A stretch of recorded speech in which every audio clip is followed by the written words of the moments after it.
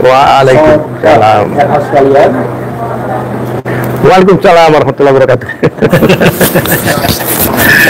Assalamualaikum warahmatullahi wabarakatuh. Waalaikumsalam Sahabat RH sekalian, jumpa lagi kita di channel yang keren ini, Kian Cadas. Kian Cadas. Ya saudara sekalian, saya tidak on frame begitu ya, karena terus terang saya mengalami tadi rasa kantuk luar biasa. Ini penyakit saya, ngantuknya di era begini. Habis makan ya? Habis makan lagi, dan nasi Arab lagi makannya ya. Karena itu saya memilih untuk tidak di frame. Jadi biarlah kita membiarkan Bapak Abdullah, jangan Bapak tua banget, Bro Abdullah Al-Katiri untuk ditanya-tanya macam-macam ya. Tapi by the way, kalau bisa ininya dikeluarkan, jangan ke dalam. Nah, ini kan terlipat di situ jadinya. Oke. Ya, saudara sekalian, saya sangat penasaran dengan Undang-Undang Perlindungan Saksi dan Korban, Undang-Undang nomor 31 kalau nggak salah, nomor 31 tahun 2014. Nah, di situ dikatakan, saya buka ya, pasal 10, jelas sekali itu pasal 10 mengatakan bahwa Undang-Undang Perlindungan Saksi dan Korban ini, pasal 10 mengatakan demikian, saya bacakan. Dan ini kok sepertinya diabaikan begitu saja oleh penegak hukum, padahal ya namanya undang-undang kan harus dikorbankan, harus dihormati. Pasal 10 Undang-Undang 31 2014 tentang perlindungan saksi dan korban bunyinya begini. Ayat 1, saksi, korban, saksi pelaku dan atau pelapor ya tidak dapat dituntut secara hukum baik pidana maupun perdata atas kesaksian dan atau laporan yang akan sedang atau telah diberikannya, kecuali kesaksian atau laporan tersebut diberikan tidak dengan itikat ayat 2 dalam hal terdapat tuntutan hukum terhadap saksi, korban, saksi pelaku dan atau pelapor atas kesaksian dan atau laporan yang akan sedang atau telah diberikan, tuntutan hukum tersebut wajib ditunda hingga kasus yang ia laporkan atau ia berikan kesaksian telah diputus oleh pengadilan dan memperoleh kekuatan hukum tetap. Ya, itu jelas. Pertanyaannya adalah, sebagai yang saya tahu, lawyer Dr. Tifa dan Egy Sujana, bagaimana pendapat Anda mengenai ketentuan pasal 10 Undang-Undang 31 2014 ini dikaitkan dengan terbitnya SPDP, surat perintah dimulainya penyidikan, yang dimana di dalamnya ada terlapor yaitu Dr. Tifa dan Profesor Egy Sujana yang secara teoritis bakal jadi tersangka seandainya nanti ada ditetapkan tersangka dari 12 orang terlapor tersebut. Potensial saya katakan. Silakan Dr. Al-Katiri, Bapak Al-Katiri, Bro Al-Katiri.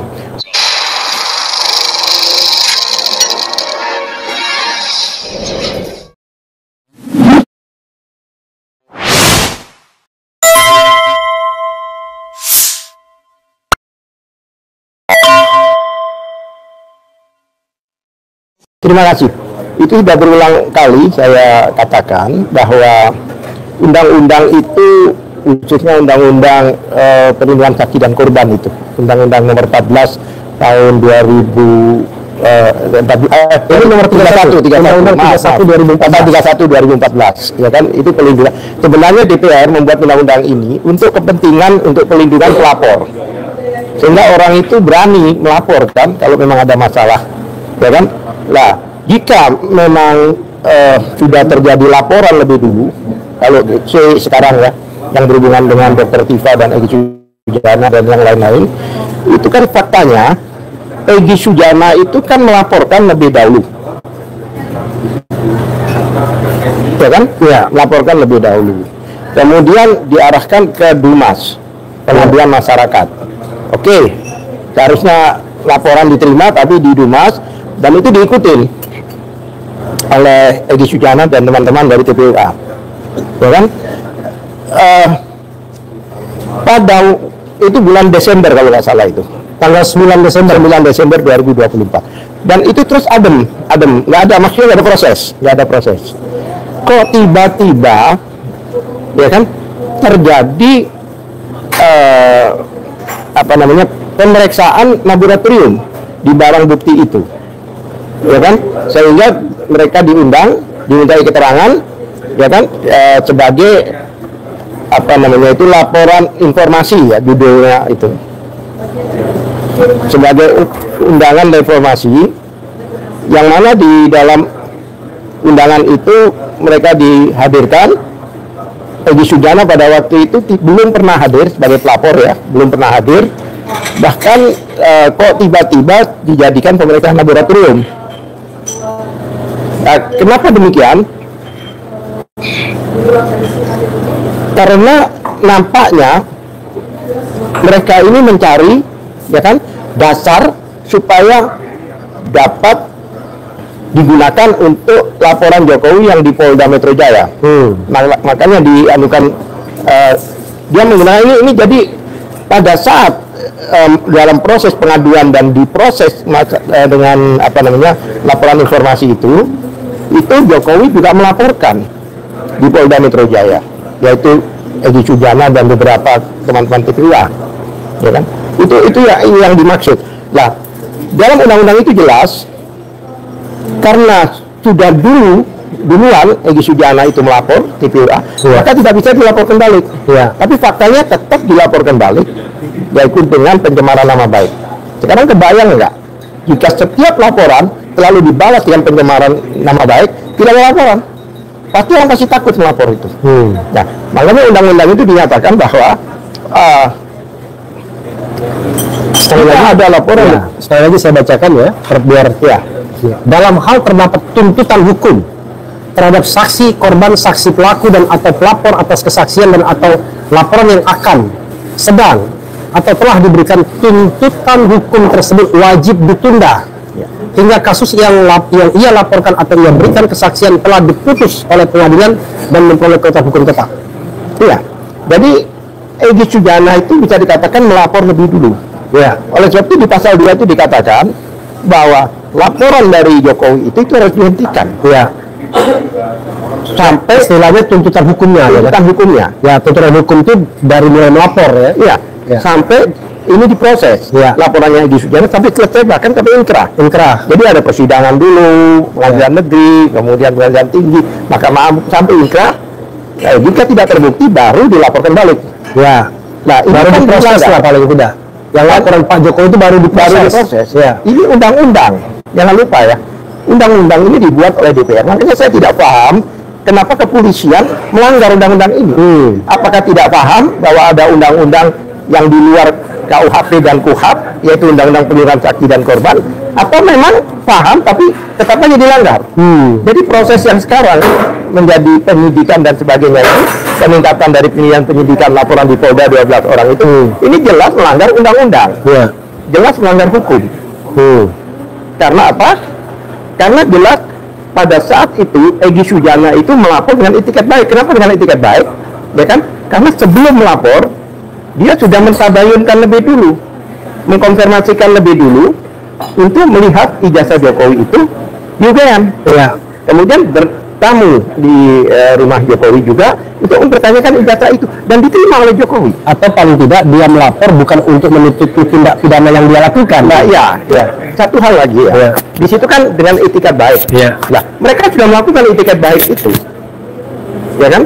Jadi ceritanya begini, ini kan ada cerita. Itu sebenarnya ada peristiwa sebelumnya yang Bambang Tri dan siapa namanya itu Rusnur itu kan dituntut pidana waktu itu, ya kan? Apalagi si Bambang Tri yang awal-awal itu dengan pasal kalau nggak salah 14 ayat 1 Undang-Undang Nomor 146, yaitu kebohongan yang menimbulkan keonaran, ya kan? Nah, pada saat tuntutan itu seharusnya jaksa memeriksa Jokowi. Bahkan melihat ijazahnya Jokowi, bahkan bukan melihat aja, tetapi menyita ijazah Jokowi, ya kan, untuk digunakan menuntut itu. Karena kan lawyer-lawyernya juga mengatakan siapa yang mendalilkan, siapa yang menuntut, dia harus buktikan. Tidak bisa dalam kasus pidana itu tidak boleh pakai bukti fotokopi. Legalisir pun tidak boleh. Makanya biasanya kalau kita di persidangan, baik itu pidana maupun perdata, itu selalu apa yang kita katakan dileges lebih dulu. aslinya dibawa ke kantor pos, kemudian dileges. Tapi pada saat menunjukkan ke hakim, bersama dilihat oleh pengacara kita juga, itu aslinya, baru diterima leges itu. Ya, itu tidak dihadirkan. Ya. Jadi 2 orang ini terakhir di 6 tahun mereka di penjara, dasarnya itu bukan bukti-bukti itu, tapi inkrahnya 4 tahun. Ya, ya, oke, whatever. Ya. Itu, ya kan? Jadi mereka ini apa ya? Dituntut dengan dasar Menyebarkan berita bohong. ya, bukan itunya, artinya dengan ilusi gitu loh. Iya, iya. Bukan fakta. Iya. Nah, karena pada saat persidangan yang terakhir itu TPUA yang memegang sebagai lawyer Gusnur dan Bambang Tri, Iya. ya kan? Karena mereka tidak mendapatkan ijazah aslinya di persidangan itu yang seharusnya ditunjukkan oleh jaksa, maka mereka mempertanyakan ke UGM. Tapi UGM tidak menunjukkan. Bahkan tidak memberikan informasi yang komprehensif, ya kan? Kemudian datang ke Jokowi, juga Jokowi tidak menunjukkan. Nah, oleh sebab itu, maka dilakukan laporan ke Bareskrim. Jadi ceritanya begitu, dilaporan ke Bareskrim, ya kan? Sedangkan laporan ini masih dalam pengaduan ya, Dumas, belum laporan polisi, sudah diadakan pemeriksaan laboratorium. Nah, ini sudah pelanggaran lagi. Kalau saya katakan ini pelanggaran Perkap, nanti saya jelaskan pelanggarannya seperti apa, ya kan, Kapolri. Ya, kalau soal pelanggaran Perkap nanti kita sesi lain gitu ya. Saya ingin kita satu-satu membahasnya. Ada persoalan ya, beberapa undang-undang yang dianggap bukan bagian atau bukan perhatian institusi tersebut cenderung diabaikan. Ya, misalnya Erick Thohir mengabaikan undang-undang tentang pelayanan publik, yang dimana pasal 17 mengatakan tidak boleh merangkap jabatan itu yang namanya pelayanan publik atau pelaksana pelayanan publik. Tapi ternyata rangkap jabatan semua. Bahkan ada putusan Mahkamah Konstitusi melarang itu, walaupun tidak dalam amar putusan, tapi dalam pertimbangan, dalam statement dan lain sebagainya, belum ditaati juga. Nah, Anda kan mengatakan ini berkali-kali tentang perlindungan saksi dan korban. Kenapa Anda tidak datang kepada LPSK paling tidak untuk mendapatkan penguatan jelas ini bahwa baik pelapor, Egy Sujana pelapor, Dr. Tifa apa menurut anak kualifikasi saksi ya, saksi itu punya potensi untuk dikriminalisasi, diteror lah, bukan dijadikan tersangka, dijadikan tersangka. Padahal jelas, jangankan yang sudah laporannya, yang akan saja, yang future saja tetap dilindungi. Dr. Tifa, kalau misalnya, kan belum sebagai saksinya, di mana saksinya? Tapi for the future, dia sudah akan dijadikan saksi, baik ahli maupun saksi. Dan kemudian dia kena juga, padahal itu potensial. Rismond, Rosyurnya itu kan orang-orang yang bakal jadi saksi, bakal jadi ahli. Nah, kenapa Anda tidak melibatkan LPSK, Lembaga Perlindungan Saksi? Dan ini tambahan sedikit, belum pernah disebut-sebut dalam percakapan mengenai ijazah palsu ini. Silahkan. Jadi begini, kami kenapa tidak ke LPSK? Karena ini bukan perlindungan terhadap orangnya, bukan perlindungan terhadap orangnya. Tapi ini masalah adalah ini memang undang-undangnya di perlindungan saksi dan korban, tapi ini bukan masalah keamanan atau kenyamanan dari pelapor tadi. Tapi ini masalahnya adalah kami kembalikan ke pembuat undang-undang itu sendiri. Makanya kami minggu lalu kami sudah mengajukan, ya kan, ke DPR khususnya Komisi 3 untuk memasalahkan itu. Karena mereka membuat undang-undang, kami akan laporkan dalam membuat undang-undang. Ini lihat undang-undang kami itu nggak didengar oleh kepolisian, gitu loh. Ya kan? Jadi kami mengajukan itu untuk RDP atau audiensi. Jadi kita kembalikannya bukan ke LPSK, tapi kita kembalikannya adalah ke pembuat undang-undang itu sendiri. Makanya kami ingin tahu apa pendapat DPR dengan pelanggaran ini. Mudah-mudahan dalam waktu dekat ini kami juga akan audiensi maupun RDP di DPR, dan harapan kami juga dihadirkan dari pihak kepolisian. Dijemput ke sana aja saat ini. Itu harapan kami. Jadi saya kembalikan ke pembuat undang-undang itu sendiri. dan kita harus menyamakan persepsi dalam hal ini, ya kan? Dan di dalam undang-undang itu jelas, ya kan? Jadi saya katakan bahwa pada waktu TPUA itu pergi ke Jogja dan ke rumah Jokowi, yang ketemu dengan rektor, ketemu dekan dan sebagainya, 3 orang ini ikut, Dr. Tifa, Dr. Rismon, dan Dr. Roy Suryo. Mereka juga ikut menyaksikan, ikut mempertanyakan. Makanya mereka dalam hal ini, kapasitas mereka di sini dalam hal ini ya, sebagai saksi. Ya.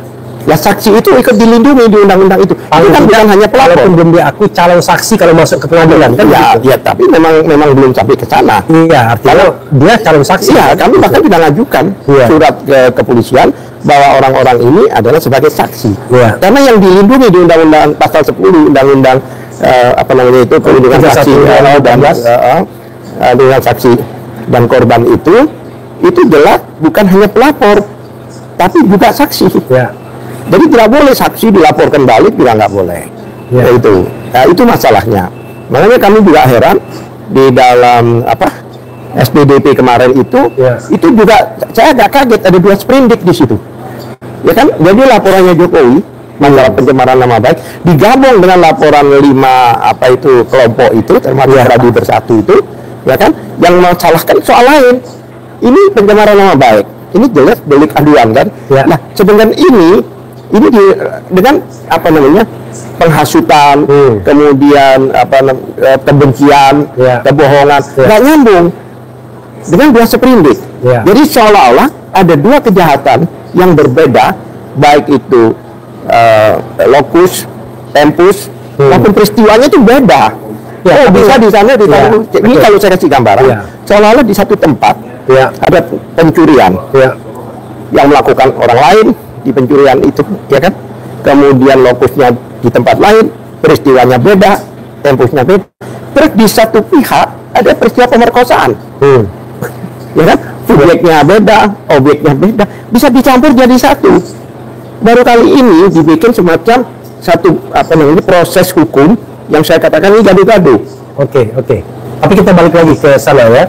Jadi bahwa bisa dibilang bahwa Polda Metro menurut Anda sudah melanggar undang-undang tentang perlindungan saksi dan korban. Ya pasti, jelas. Kalau dia paham loh ya. Ya, apa tindakan Anda terhadap hal tersebut? Ya kami sekarang ini lagi bikin permohonan, ya kan, ada permohonan audiensi ke beberapa stakeholder di penegakan hukum ini, termasuk internal kepolisian. Kami juga mengajukan ke Propam untuk beraudiensi di sana. Beraudiensi atau melaporkan sudah? Apanya itu? Ke Propam itu? Propam rencananya besok. Ya, maksudnya lapor atau audiensi? Audiensi, oke. Pengaduan dan permohonan audiensi. Ya, oke. Ke Propam. Karena dalam hal ini, ya kan, ini kan bukan masalah penyidikan, bukan penyidiknya, tapi adalah masalah institusinya. Kalau penyidik ke Wasidik, kami tahu. Karena ini institusinya, kami ke Propam, yang kami tembuskan ke Irwasum sebagai pengawas global dari kepolisian. Kami juga kirimkan surat, ya kan, untuk audiensi, bahkan ke DPR untuk RDP itu minggu lalu sudah kami kirimkan. Kami tunggu respon. Kemudian ke Ombudsman, kami kirim surat ke Kompolnas. Kenapa ke Kompolnas lagi? Ke Kompolnas, terus ke Komnas HAM. Kenapa ke Komnas HAM lagi? Karena Komnas HAM ini kemarin ikut gelar. Saya ingin tahu pendapat mereka setelah gelar ini, gitu loh. Gitu loh. Apakah mereka sependapat dengan kepolisian? Apakah sependapat dengan kami? Jadi itulah yang kami lakukan. Kami melakukan semacam non litigasi, ya kan? Surat-surat itu kami masukkan ke stakeholder itu. Saya ingin semua penegak hukum dan semua yang memahami hukum stakeholder ini, ya kan, sepakat dengan kepolisian apa sepakat dengan kami, yang mana kami merujuk pada undang-undang. Oke. Ya, closing statement. Bukan lagi. Ada yang mau dijelaskan tentang keterbukaan itu nanti dulu. Oh, keterbukaan informasi dulu ya? Iya. Nanti aja kita satu-satu ini kita selesaikan, karena ini tentu biar fokus dan biar sobat era sekalian paham bahwa ada sejumlah undang-undang yang dilanggar. Tapi untuk sementara waktu kita fokus pada tentang undang-undang perlindungan saksi dan korban yang 31 2014 kali ini perubahan ya atau undang-undang sebelumnya. Silakan melakukan apa yang kami lakukan, ya kan, karena kami mentok untuk memberi penjelasan kepolisian. bahkan ke penyidik waktu itu, waktu dalam taraf penyelidikan di Polda, nampaknya tidak memahami ini. Oleh sebab itu, kami langsung ke pembuat undang-undang itu sendiri, ya kan? Kemudian ke pengawas-pengawas lain, yang mana kami uji gitu loh, istilahnya. Kami uji. Dan satu hal lagi yang perlu saya katakan, karena laboratorium kemarin itu yang digunakan di mana? Yang digunakan oleh Barreskrim itu tidak bisa digunakan di Polda. Kalau memang ada proses yang benar, harus diuji ulang. Karena apa? Karena di situ syaratnya ada laporan polisi dan peristiwanya apa, kemudian pasal-pasalnya apa, ya kan? Kan jelas yang di Barreskrim itu kan jelas adalah pemalsuan surat. Ya, sedangkan di Polda adalah pencemaran nama baik. Jadi kalau hasil dari laboratorium yang digunakan gini melanggar lagi. Makanya oleh sebab itu boleh saya katakan, wahai polisi, janganlah menegakkan hukum dengan melanggar hukum. Ya, jangan menegakkan hukum dan melanggar hukum. Begitu saudara sekalian ya. Interference Alkatiri banyak yang mau dipersoalkan, tetapi saya batasi, kita mempermasalahkan dulu terkait Undang-Undang 31 tahun 2014 pasal 10. Karena itu jelas cetowelo-welo, tidak boleh dituntut hukum, dan kalau ada tuntutan hukum harus dihentikan kalau terhadap pelapor, saksi, korban, dan lain sebagainya. Mudah-mudahan ini bermanfaat. Wassalamualaikum warahmatullahi wabarakatuh. Waalaikumsalam warahmatullahi wabarakatuh. Yeah.